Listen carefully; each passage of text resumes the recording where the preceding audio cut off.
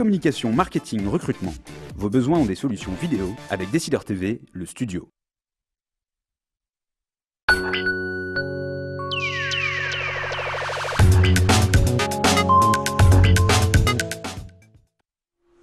Bonjour à tous, bienvenue pour ce nouveau numéro des Décideurs du Net. Je suis ravie de vous retrouver et comme d'habitude, Nicolas James est à mes côtés tout au long de cette émission. Je vous rappelle qu'elle est en direct et que vous pouvez donc poser toutes vos questions à notre invité tout au long de l'émission. Alors justement, notre invité est une invitée, c'est la première fois depuis la création de cette émission. Ingénieure de formation, c'est en 2004 qu'elle lance son blog Détournement de mode qui connaît un véritable succès. En 2008, elle se rapproche de Etsy, un site américain d'achat-vente d'objets faits main, et en prend la direction en France en 2009. Et c'est en 2013 qu'elle est approchée par un autre site américain, Pinterest, cette fois-ci un réseau social permettant de partager des photos, dont elle est donc Country Manager France. Depuis juin dernier, j'ai nommé Stéphanie Tramitchek. Bonjour Stéphanie. Bonjour Anne, bonjour Nicolas. Merci d'être avec nous. Alors je débute cette émission comme d'habitude par une question de Thierry Amar, président de Offre Média. Il pose chaque semaine une question à l'invité présent sur ce plateau. Et cette semaine, cette question, elle est pour vous. On regarde. Bonjour Stéphanie Tramitchek. Facebook, Twitter, Instagram, Google+, les réseaux sociaux sont en pleine offensive publicitaire. Quelle sera votre stratégie pour développer votre monétisation? Avant d'y répondre, est-ce que vous pouvez resituer un petit peu Pinterest ? Alors Pinterest, dans l'introduction, vous disiez c'est un réseau de partage de photos. En fait, Pinterest, ça permet en fait aux gens de découvrir les choses qu'ils aiment. Donc oui, c'est basé plus sur la photo, mais on n'est surtout pas en fait comparable en fait à des réseaux de partage de photos.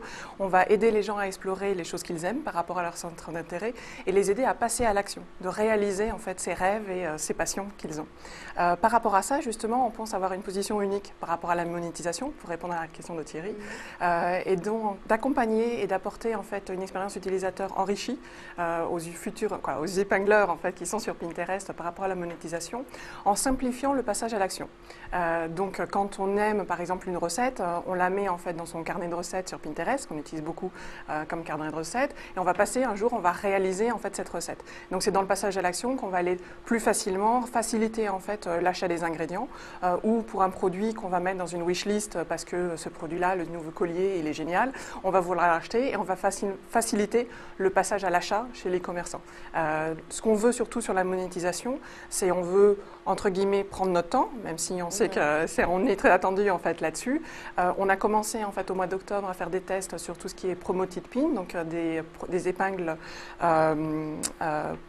sponsorisé en français, qui nous permet en fait d'acquérir en fait une connaissance en fait par rapport à ce test-là, à la fois quanti et quali, à la fois avec des focus groups, à savoir à l'expérience utilisateur comment les gens perçoivent en fait cette publicité et à la fois quels sont les chiffres, les taux de clics, etc. De là, on va faire plusieurs tests qui vont nous amener à arriver à cette solution.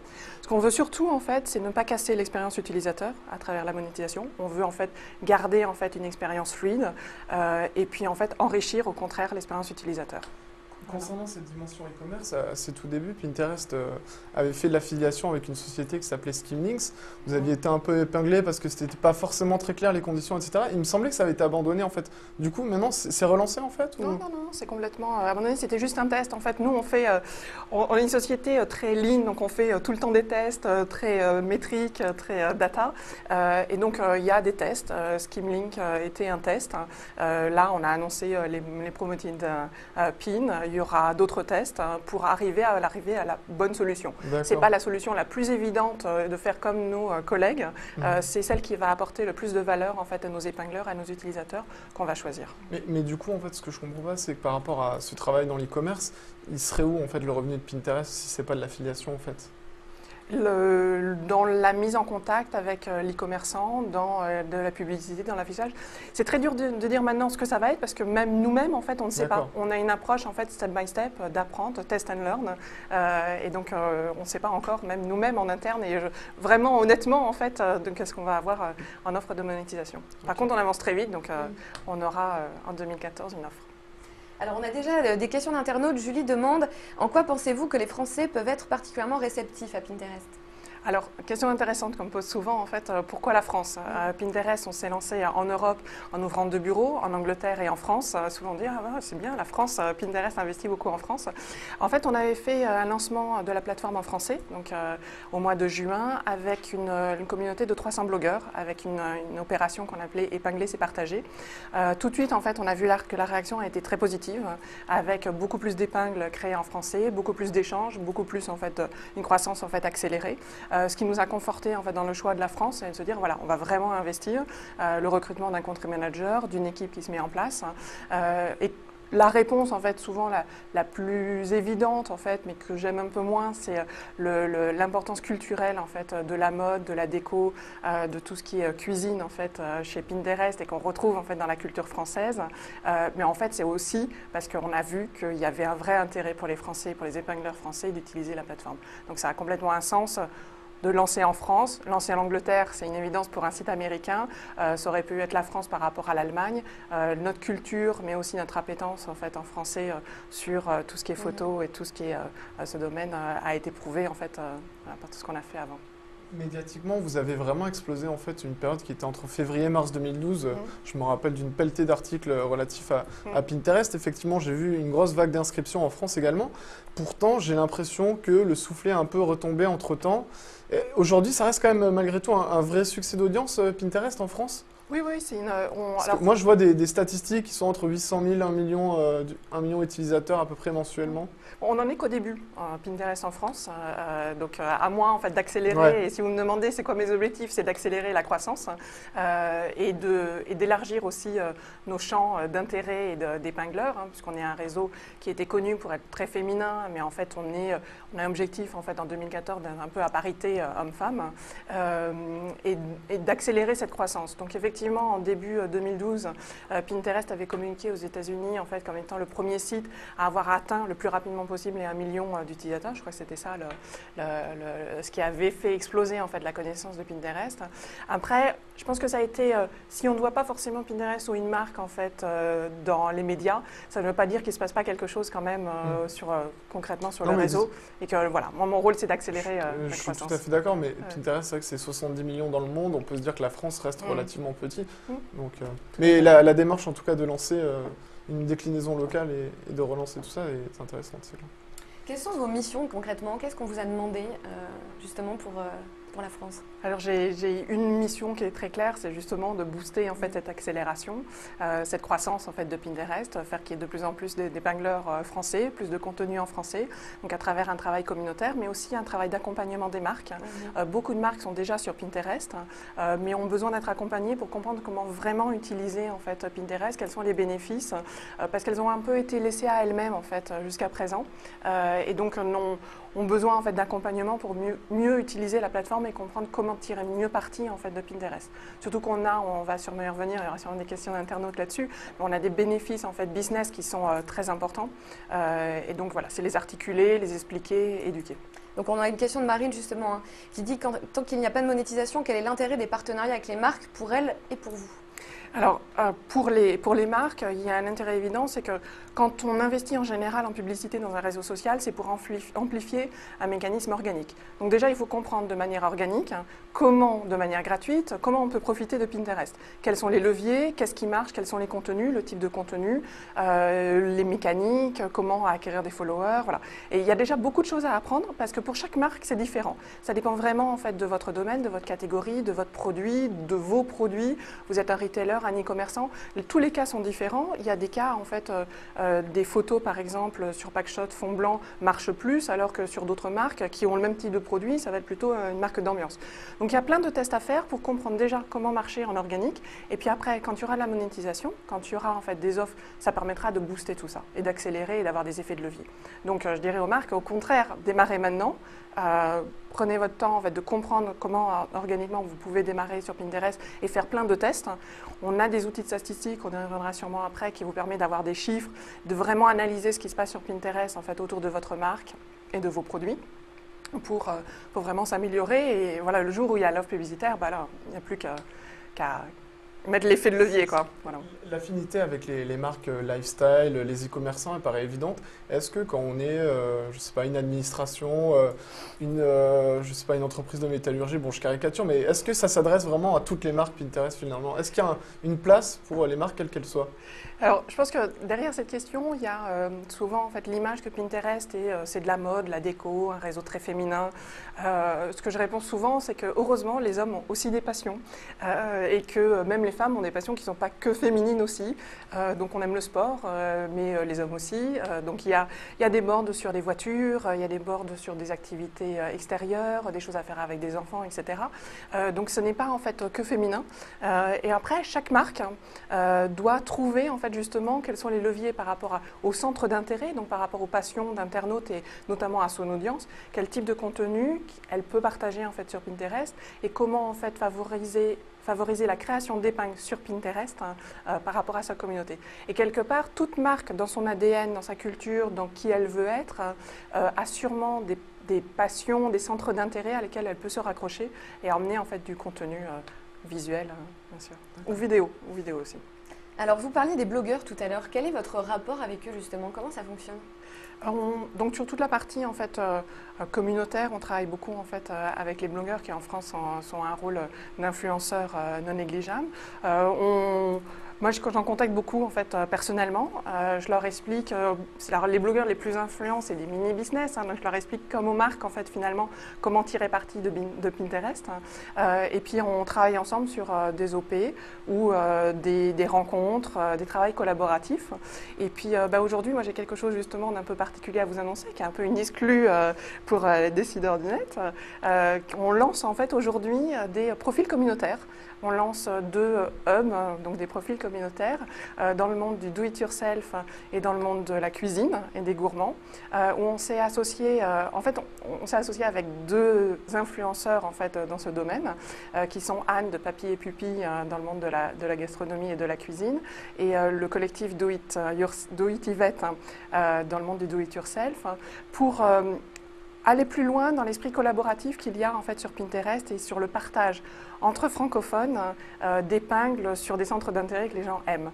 Donc vous pouvez aller voir pinterest.com/crafter EURS dans le domaine du do-it-yourself et / à table, tout attaché dans le monde du food, où là en fait donc on a Anne et Do It Yvette ont contacté leurs amis avec lesquels elles ont l'habitude d'échanger en fait sur Facebook, sur Pinterest, sur Twitter, sur leur blog, les ont invités à créer des tableaux qui sont eux-mêmes collaboratifs et on invite tout le monde en fait à rejoindre ces communautés, soit pour consommer et prendre des super idées de recettes pour Noël, des décos, des idées de cadeaux à faire soi-même, soit pour contribuer à continuer dans cet échange et à participer à cet échange entre passionnés. Donc on travaille effectivement beaucoup avec les blogueurs et je dirais les épingleurs au sens large, puisque les blogueurs sont pour nous aussi avant tout en fait des épingleurs, dans cet échange de passion et d'aller plus loin dans la découverte de la passion de ce que les gens aiment pour chacun. Donc si quelqu'un veut ouvrir une communauté, et là je parle aux internautes, et donc on a peut-être plus d'hommes qui nous écoutent, messieurs, créez des communautés, on est là, on aura en fait très bientôt un formulaire où vous pourrez remplir pour nous dire je veux créer une communauté sur le sport, le foot. Ce sera validé par des équipes de Pinterest ou ce sera vraiment libre à chacun de lancer la communauté de son choix? Alors déjà naturellement en fait on a créé en fait ça parce que naturellement les gens créent eux-mêmes déjà des communautés. Donc on veut leur donner plus d'exposition et l'accompagner. Mais il y a déjà pas mal de communautés qui se créent. C'est des tableaux collaboratifs ou des comptes collaboratifs qui se font naturellement. Nous, on va un cran plus loin en aidant un peu plus dans cette démarche, mais on ne fait qu'amplifier un phénomène qui existe déjà. Alors après, il y a dans le domaine de la cuisine, par exemple, on le voyait beaucoup plus, ce phénomène, mais je pense que l'intérêt d'une plateforme comme Pinterest, c'est qu'on est passionné par ce qu'on aime, par ses centres d'intérêt, on a envie de le partager et d'aller plus loin en fait. Et les communautés pour ça sont idéales. Alors, il y a beaucoup de questions d'internautes. Marc demande quel type de photo est le plus partagé? Question très dure. En fait, on a plusieurs types de photos. Alors, je ne vais pas rentrer dans la question sur les catégories en fait, qui sont les plus partagées, puisque là, si on parle sur le format de la photo, je vais donner juste un exemple en fait concret. En cuisine, les recettes de cuisine, il va y avoir des recettes, des photos de gâteaux par exemple au chocolat qui sont super beaux, quoi, vraiment magnifiques. On a envie, limite c'est une œuvre d'art. Ça c'est une photo très aspirationnelle. Et puis des gens vont épingler aussi des photos qui vont être plus vraiment plus concrètes. Mon gâteau, quand je le fais, il n'est pas forcément aussi beau que cette photo réalisée par un professionnel. Et en fait, les photos aussi qui sont un peu moins aspirationnelles, qui sont un peu plus dans comment faire ou dans la réalisation concrète de quelque chose, me sens capable de faire, s'échangent aussi beaucoup. Donc en fait, ça dépend en fait de ce que les gens recherchent, à quel moment ils sont en train de rechercher une recette de cuisine, si c'est plus de l'inspiration ou si je veux passer vraiment là à faire ma recette de cuisine aujourd'hui, ou si je cherche juste une idée en fait autour d'un gâteau au chocolat. Donc je dirais il y a plein de types de contenus qui existent et il n'y a pas que des très belles photos en fait faites par des professionnels qui fonctionnent sur Pinterest. Il y a vraiment toute une palette en fait de niveaux de photos et je dirais quand on veut passer à l'action, on est souvent sur des photos qui sont plus abordables, qui vont montrer des produits plus des réalisations ou des idées qui sont plus de l'ordre du réel. Voilà. Alors, on a une question un petit peu du même ordre, vous y avez partiellement répondu, de Anne75. Combien d'utilisateurs en France à ce jour et quelle répartition hommes-femmes et tranche d'âge? Alors, on ne donne jamais de chiffres, donc les chiffres, c'est vous qui les avez communiqués avec Netrating Nielsen, qui communique, les diamétries, voilà, qui communique en France sur 1 million. C'était quelle date, ça? Même plus. Je ne sais plus, mais en voilà. général, c'est entre 800 000 et 1 million voilà. de visiteurs uniques. Mais c'était cet été. Et puis, sur la répartition hommes-femmes, c'est vrai qu'actuellement, on a quand même un peu plus de femmes. On en est au début en France, mais c'est en tendance à s'élargir. Au fur et à mesure, en fait, on a une croissance en fait, de la gente féminine présente sur Pinterest. Et au niveau de l'âge, vous avez un ordre d'idée ou... Non, on ne communique pas et on n'a pas forcément d'informations encore là-dessus. Vous parliez de la vidéo tout à l'heure, ça c'est quelque chose sur lequel vous souhaitez tendre?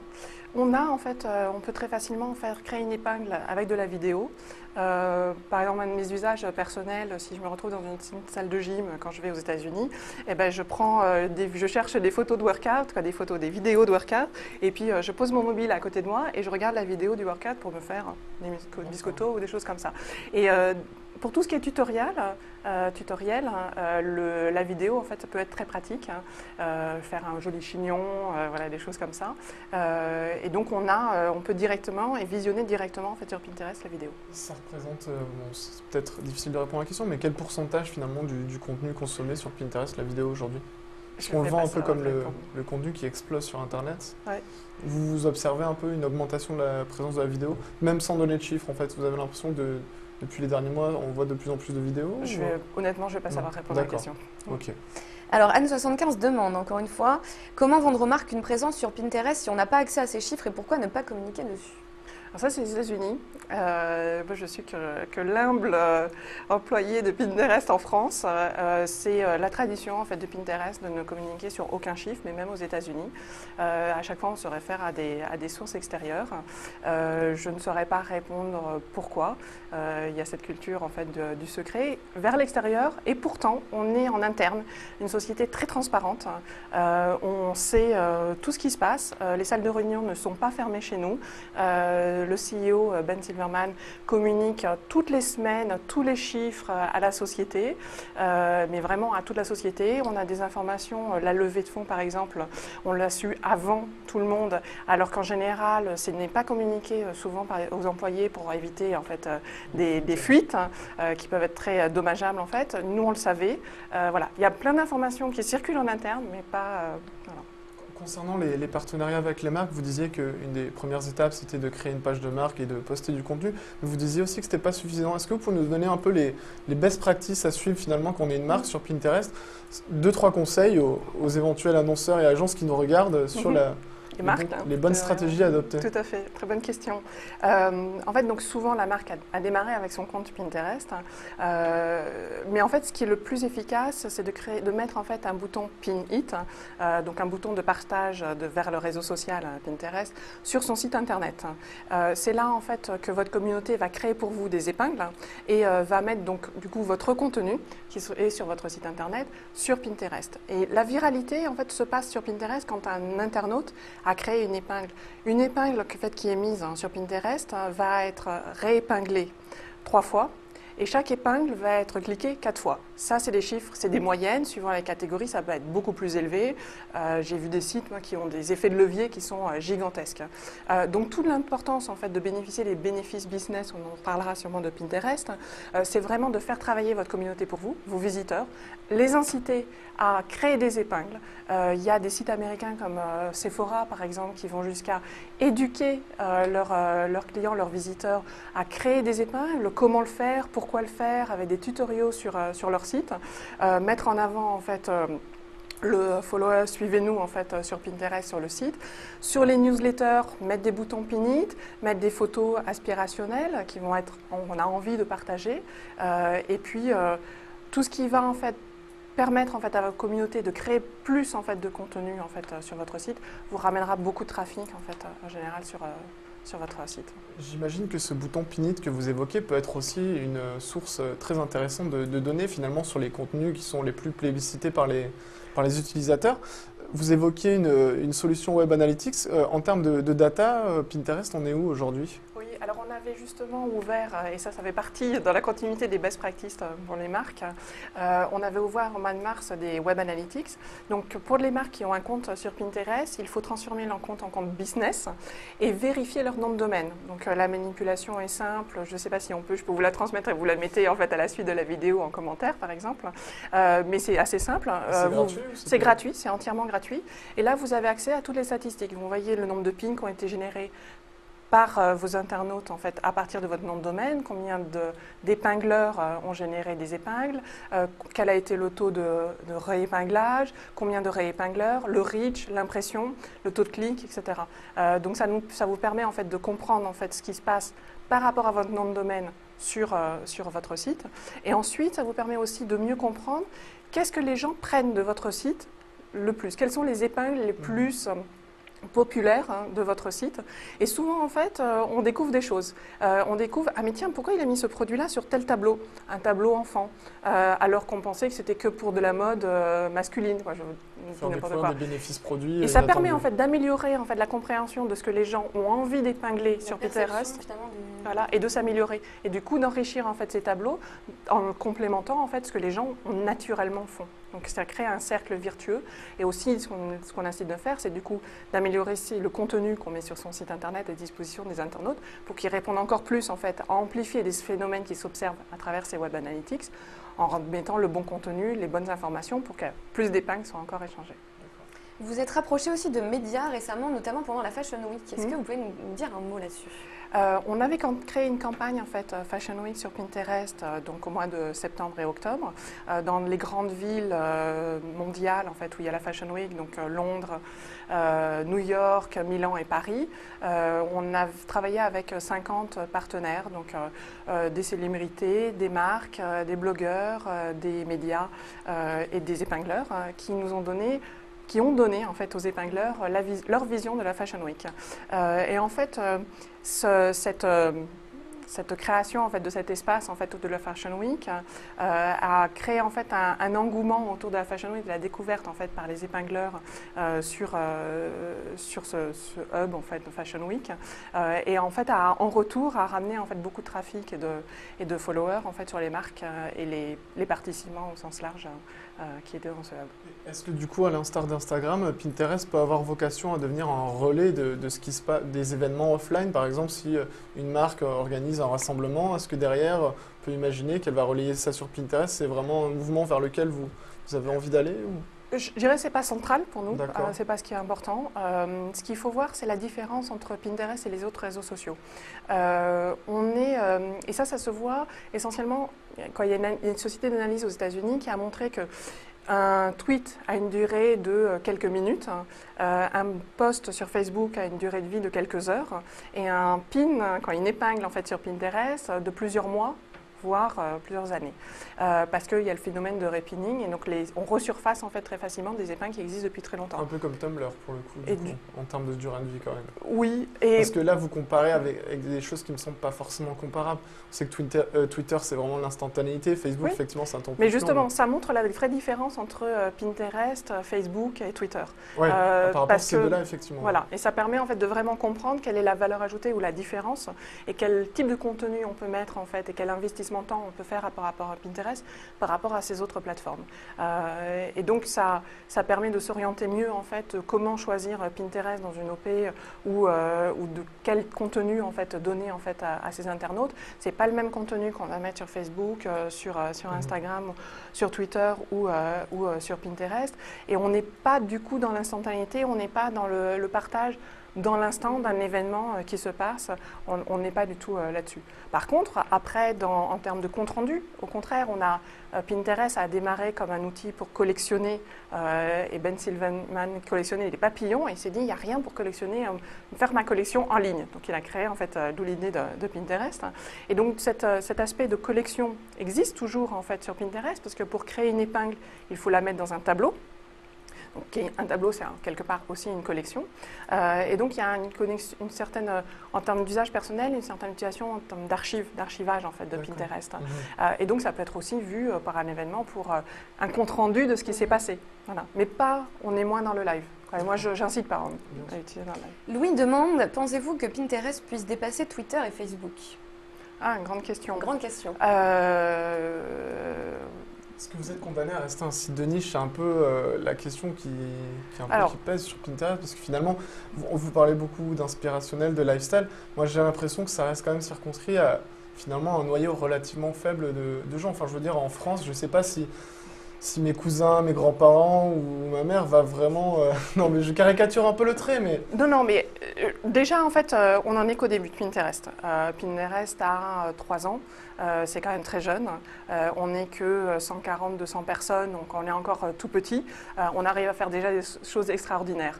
Nous, un de nos objectifs, c'est vraiment de s'élargir. S'élargir à l'international, que tout le monde utilise Pinterest, et s'élargir aussi les cibles, donc hommes, femmes, et d'arriver à quelque chose d'un peu plus paritaire. Donc du coup, ça veut dire aussi d'autres s'enterrer. Et on travaille beaucoup, en fait, nous, sur l'enrichissement des épingles, notamment par rapport à ça. Donc on a créé, en fait, la première épingle enrichie qu'on avait créée, c'était autour des produits.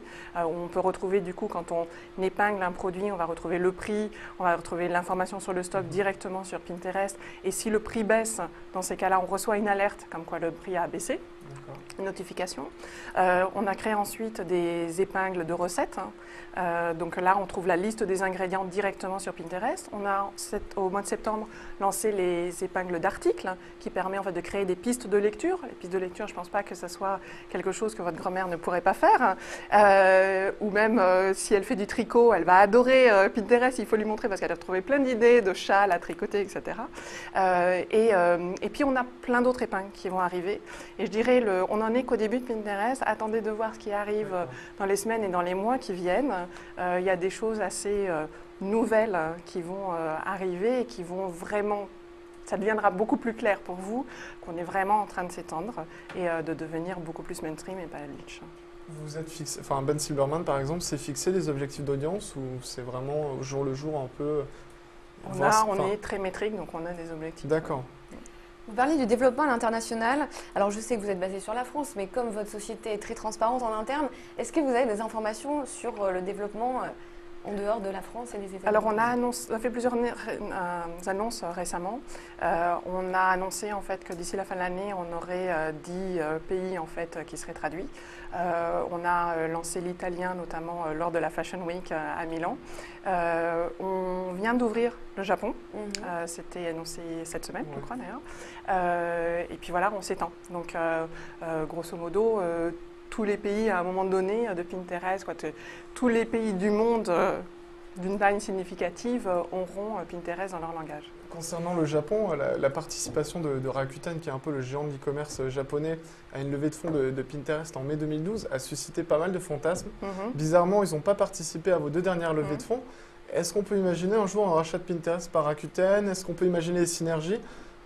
Alors là, à mon humble niveau, je ne pourrais pas répondre. D'accord, parce que c'est vraiment une question que se beaucoup de posent, d'autant qu'on voit, par exemple, Facebook propose 3 milliards pour racheter Snapchat.